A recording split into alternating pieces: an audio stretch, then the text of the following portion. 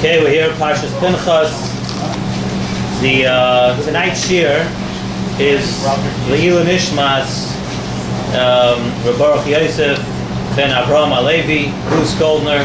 Hard to believe that it's actually a month since he was nifta already. He was very close to our hearts, somebody very close to our entire SSS family here. And today was his shloishim, and tonight's shir is Le'ilu Nishmasai. In addition to that, of course, everybody knows, and it's on everybody's mind, it was definitely a very rough past couple of days for Klal Yisrael in general. And the truth of the matter is, to speak about a little bit what happened the past couple of days is not my place. And for the average human being, it's almost impossible even to wrap your mind around what happened and the events of the last couple of days. It's very, very tough to comprehend and tough to take. But there's one thing that we did see. We're going to discuss a little bit the theme of this week's Parsha. Something that did come out in the last couple of days was the tremendous achdus and tremendous togetherness, tremendous shalom that was portrayed amongst the entire Klal Yisrael. People that normally, unfortunately, would be in a machlokes that this one wouldn't deal with that one, and this group wouldn't deal with that group, and this organization wouldn't deal with this organization. When it came time to mobilize on behalf of Klal Yisrael, on behalf of one yid, one child, it became time to mobilize for one person. Everybody came together, and that is the inyan of Shalom, which fits right into this week's parsha. The pasuk at the beginning of the parsha, Pinchos ben Elazar ben Aharon HaKohen, Heishivas Chamasim Me'al Bnei Yisrael. The pasuk continues, L'chein emor hineni noisein loi es brisi shalom. And then B'hois Eloi l'zarei achorah bris k'unas loylam. HaKadosh Baruch Hu gave Pinchas the bracha of shalom and kahuna. We can ask a question here. Let's try to understand the schar that HaKadosh Baruch Hu gave to Pinchas regarding what Pinchas did. We know the Maisa that Pinchas did, and we know what Pinchas did was an amazing Maisa of Gevura. He killed a Nasi. Pinchas killed a Nasi. And what happened? The schar was a bracha, was a total bracha of chesed. In other words, the Maisa that Pinchas did was one of total Gevura, and we know that usually schar would be midah keneged midah. For what you did, you get schar. And here we see that the schar was something which was kula chesed, shalom and kahuna, and for generations to come, you're going to be zoiche to shalom, you're going to be zoiche, you're going to have kahuna. How would that be midah keneged midah for the Maisa that Pinchas did? The Mesiva Shalom says a very, very interesting thing here. He says that it must be that the Maisa of Pinchas and what Pinchas did, though it comes across to us as a Maisa of Gevura, really what Pinchas did was totally chesed. The pasuk says, "Vayar Pinchas ben Elazar ben Aharon HaKohen, vayokam mitoicha eda, vayikach roimach miyodoi."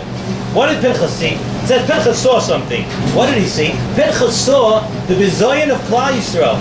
Pinchas knew that Yisrael is an Am Kodesh, Yisraelim are Kulam Kedoshim, and over here, we see that there's a schetus going on over here, and it being the vaze, the status of Klal Yisrael. And why did Pinchas do something? The Maisa may have been one that looks like Gevura, but because Pinchas cared so much about Klal Yisrael, he cared so much about every Yid, Pinchas felt compelled to act. He felt, he didn't act out of rage. It was a Maisa of Gevura, but it came because Pinchas had a big heart, because he felt compelled to act on behalf of Klal Yisrael. That's why the pasuk says, Mesiva Shalom, Vayokam mitoich ha'eda. We could have just said Vayokam Pinchas. That Pinchas got up. Why does it say Vayokam mitoich ha'eda? That he got up mitoich ha'eda, out of his concern for the Klal. It wasn't for his covet. It wasn't because he felt he had to make a statement, or it was out of rage and he was angry. Vayokam mitoich ha'eda. He had such concern for the Klal because of his love for Klal Yisrael. He got up and he did, and that was a tremendous Maisa of Chesed and Rachmanis. And Be'emes is a remez in the pasuk to this. because we see that the Torah, at the beginning of the Parsha over here, whenever referring to Pinchas, the Torah keeps on going and referring to it as Pinchas, ben Elazar, ben Aharon HaKohen. It always brings back the lineage of Pinchas all the way back to Aaron HaKohen. And we know Aaron HaKohen was the epitome of Chesed. Oyev Shalom, Meroidiv Shalom, Oyev Sabriya, so then Mekarvan HaTorah. But Aaron HaKohen was the one who had the biggest hour for Klal Yisrael. So therefore we say, Pinchas ben Elazar ben Aaron HaKohen. You would think that Pinchas' Maisa was done out of anger. No. Pinchas stems from Aaron HaKohen, and his Maisa came from the fact that he loved every Yid, and he wanted the best for every Yid. And it was out of his concern for every year that happened. And that's why the schar of Pinchas was taka mida keneged mida. For a Maisa Chesed, HaKadosh Baruch Hu repays you. Pinchas did a Maisa Chesed out of love for Klal Yisrael. HaKadosh Baruch Hu repaid him with Shalom and Kahuna. Zoktim Yishtiv Shalom also, that the Pasuk says, Bekanoi as kinosi b'soichram, that Pinchas considered himself out of his caring and concern for Klal Yisrael. And also, and how do we know that he got paid? Mida keneged mida. The next pasuk, lo chen emar. Because of what he did, because of his motivation, because of what he did. Therefore, he deserved the schar mida keneged mida of chesed. And we know that sometimes people are forced to act in strong ways. Sometimes people have to do things which, on the outside, it could seem to be a statement or seem to be something very radical that somebody does. But a person is you're able to know if it's taka true, if it's taka a maisa out of love and concern, if a person really cares about Klal Yisrael. And the Siva Shalom explains, it's a very interesting thing. We know that there's a shita in the Gemara, that the Pinchas of our Parsha, Pinchas ze Elio. The shita that says that Pinchas was Elio Hanavi. And later it says that Pinchas didn't die, and Pinchas was Elio Hanavi. So now we can understand what is Elio Hanavi. What does Elio Hanavi represent? Elio Hanavi is the Makar of Chesed. Elio Hanavi is the one who's always being Malamed Schutz on Klal Yisrael. Even at times when Klal Yisrael might not be under the best of circumstances or doing the best of things, but Elio Hanavi was always the one who's being Malamed Schutz. And it's brought down, we know, very famous, that Eliyahu Hanavi comes to every bris. Why does Eliyahu Hanavi come to the bris? Eliyahu Hanavi comes to a bris to be Melitz Toiv on Klal Yisrael, that Klal Yisrael is being Mekayim, the bris that they're supposed to do. That's Eliyahu Hanavi's job. So it makes a lot of sense that Pinchas who had a love and concern for Klal Yisrael, and he did this Maisa, it makes a lot of sense that Pinchas Eliyahu. And listen to this, a beautiful Yonasan ben Azil. The Targum Yonasan ben Azil says on the words Hinani noisein loy es brisi shalai. Right here, the Targum Yonasan says va'avidnei malach kayam. That's what the Targum Yonasan ben Azil says. He made him a malach that existed, a malach that carried on. Talk to Torah's office over there. What's the inyan of a malach? Torah's office says the inyan of a malach is that the chumrius and the gashmius that one would normally have, everything turns into ruchnius. And then it becomes a malach. A malach is something which is truly ruchnius. And that's what happened to Pinchas. Pinchas was rewarded because of his mesiras nefesh, and because of his midah of chesed, and because he wanted the best for Klal Yisrael, and he cared about every person in Klal Yisrael. His entire gashmius became a malach. And therefore Pinchas zelio. What we do see from this week's parsha is the tremendous inyan of Shalom.